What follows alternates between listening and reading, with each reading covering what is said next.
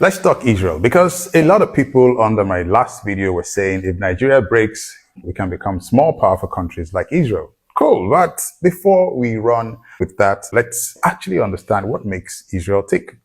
Israel is a country of 9 million, 10 million people, obviously smaller than Lagos State. But the real magic, the people, Israelis grew up with a mindset built on three things. One, survival.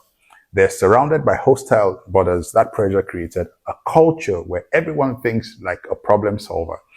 In fact, almost every Israeli citizen goes through military service. You probably know this already, which means discipline, planning, intelligence, and teamwork become national DNA. The other thing is education, innovation. Israel invests roughly 5% of its GDP on R&D, one of the highest in the world, actually second only to America. This tiny country produced over 6,000 startups. That's why they call it the startup nation. Intel chips, Waze, Mobileye, firewalls. This didn't come from population size. They came from mindsets and systems. 3, national identity and collective mission. Even though Jews came from everywhere, Europe, Ethiopia, Russia, Middle East, they built a country around a shared identity and mission. They argue, they fight, they disagree politically, but when it's time to build, they move like one. Now, what does that mean for Nigeria? Nigeria is 24 times bigger than Israel.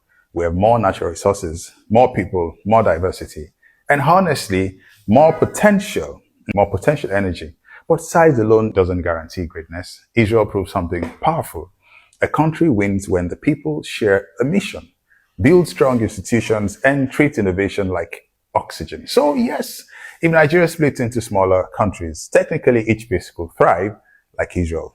But imagine if the whole Nigeria tapped into that same mentality without breaking apart. In Nigeria where every region becomes a startup. In Nigeria where unity is strategy, not slogan. In Nigeria that sees its diversity not as a problem, but as horsepower. If a country of 9 million can shake the world, a country of 230 million should be unstoppable.